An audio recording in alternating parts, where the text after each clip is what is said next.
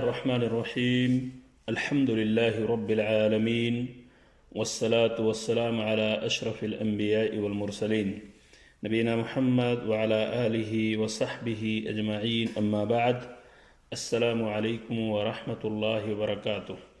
قابل احترام سامعین، صفت الصلاح یعنی کہ نماز کا طریقہ کیا ہے، اس سلسلے میں آپ مسلسل درس سماعت فرما رہے ہیں اور انہی میں سے آج کا یہ درس بھی پیش کیا جا رہا ہے۔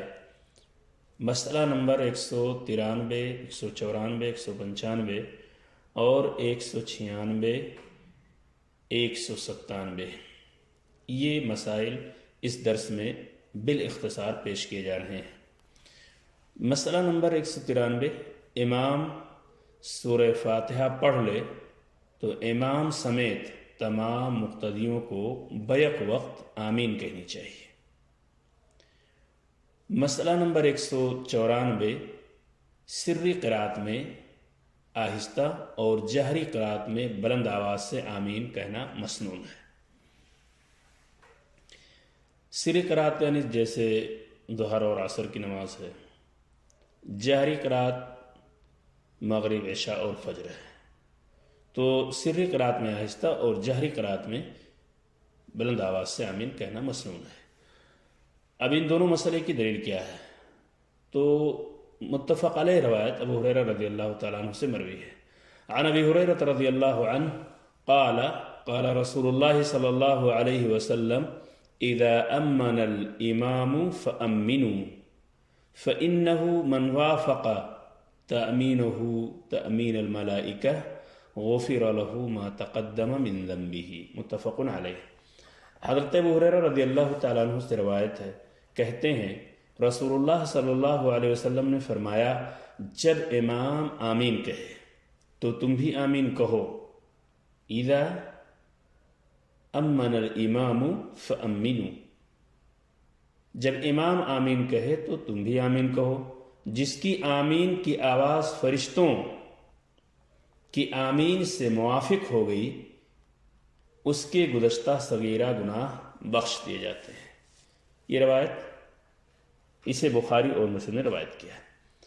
عن وائل بن حجر رضی اللہ عنہ قال كان رسول اللہ صلی اللہ علیہ وسلم اذا قرأ ولا الضالین قال آمین ورفع بها صوته رواہ ابو داود۔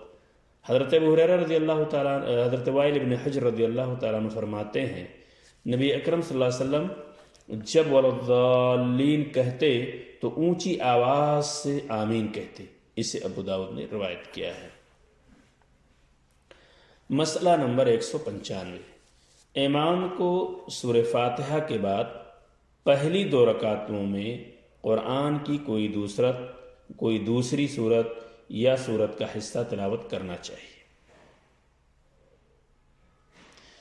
اگر 4 رکعت والی نماز ہے، من باب المثال ہے، 3 والی ہے، تو امام کو سورہ فاتحہ کے بعد پہلی 2 رکعت میں قرآن کی کوئی دوسری صورت یا صورت کا حصہ پڑھنا چاہیے۔ مسئلہ نمبر 196، باقی رہی جو 2 رکعتیں، یہ 2 رکعتوں کے بارے میں مسئلہ نمبر 195 میں آپ نے سماعت کیا۔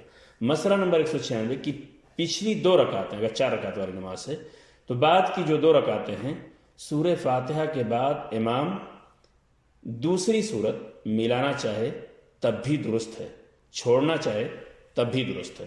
دونوں طریقہ اللہ کے رسول صلی اللہ علیہ وسلم سے ثابت ہے۔ مسئلہ نمبر 197، تمام نمازوں میں امام کو دوسری رکعت کی نسبت پہلی رکعت لمبی کرنی چاہیے۔ یہ غلطی اکثر جگہ ہوتی ہے کہ لوگ اس کا دھیان نہیں دیتے ہیں، لیکن بہتر یہ ہے کہ پہلی رکعت جو ہو وہ دوسری یعنی آنے والی رکعت سے لمبی ہو۔ امام کے لیے یہ کرنا بہتر ہے۔ عن ابی قتادہ رضی اللہ عنہ ان النبی صلی اللہ علیہ وسلم كان يقرأ في الظهر في الأوليين بأم الكتاب وسورتين وفي الركعتين الأخريين بأم الكتاب ويسمعنا الآية أحيانا ويطول في الركعة الأولى ما لا يطيل في الثانية وهكذا في العصر وهكذا في الصبح متفق علیہ۔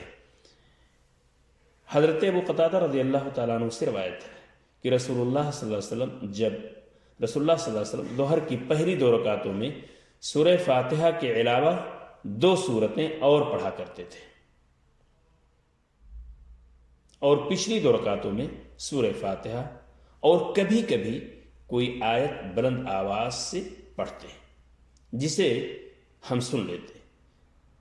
اب یہاں یہ بات واضح ہو جاتی ہے کہ پہلی 2 رکعتوں میں سورہ فاتحہ کے بعد امام کو چاہیے، یا یوں کہہ لیجیے کہ تمام نمازوں میں جو ہے اگر 4 رکعت والی نماز ہے تو اس میں 2 میں سورہ فاتحہ کے علاوہ کوئی اور سورت یا آیت پڑھنی چاہیے، اور پچھلی 2 رکعتوں میں اگر پڑھنا چاہے تو پڑھیں، نہ پڑھنا چاہے تو کوئی حرج کی بات نہیں ہے، جس طرح کہ یہاں اس روایت کے اندر موجود ہے۔ تو اللہ کے رسول صلی اللہ علیہ وسلم کے بارے میں ابو قتادہ کی روایت بہت واضح ہے۔ ایک بار پھر اس کا ترجمہ سن لیں۔ حضرت ابو قتادہ رضی اللہ تعالیٰ عنہ سے روایت ہے کہ رسول اللہ صلی اللہ علیہ وسلم ظہر کی پہلی 2 رکعت میں سورہ فاتحہ کے علاوہ 2 سورتیں اور پڑھا کرتے تھے، اور پچھلی 2 رکعتوں میں سورہ فاتحہ اور کبھی کبھی کوئی آیت بلند آواز سے پڑھتے تھے، کبھی کبھی، یعنی کبھی پڑھتے اور کبھی نہیں پڑھتے، جسے ہم سن لیتے۔ آپ صلی اللہ علیہ وسلم پہلی رکعت دوسری رکعت کی بنسبت لمبی کرتے تھے۔ اسی طرح آپ صلی اللہ علیہ وسلم عصر اور صبح کی نماز ادا فرماتے تھے۔ اسے بخاری اور مسلم نے روایت کیا ہے۔